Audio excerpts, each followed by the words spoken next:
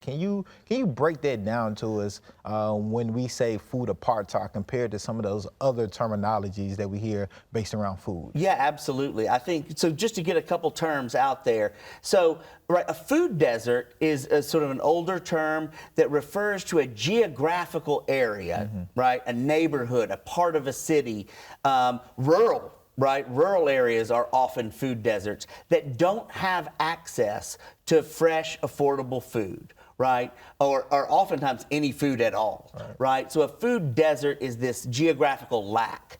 Another kind of interesting term is a food swamp, right? And that's a newer term, but that's trying to capture areas that have a lot of food available, but it's unhealthy food. It's processed, highly processed food, fast food, right? Often, especially in urban metropolitan areas, food deserts and food swamps overlap. Okay. Right? So you've got an area with low access to healthy, nutritious food that's also full of highly processed food.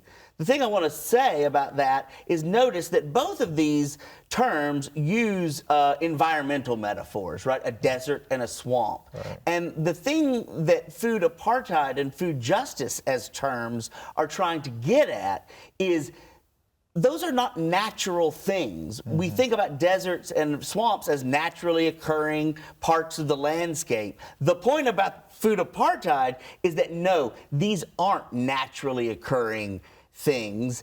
These aren't naturally occurring parts of our city. They're in fact structured by the historical legacies of racism and in fact enslavement and redlining and other forms of economic discrimination, right? So food apartheid is trying to get us away from these naturally occurring metaphors to think about the structural underpinnings of our food system.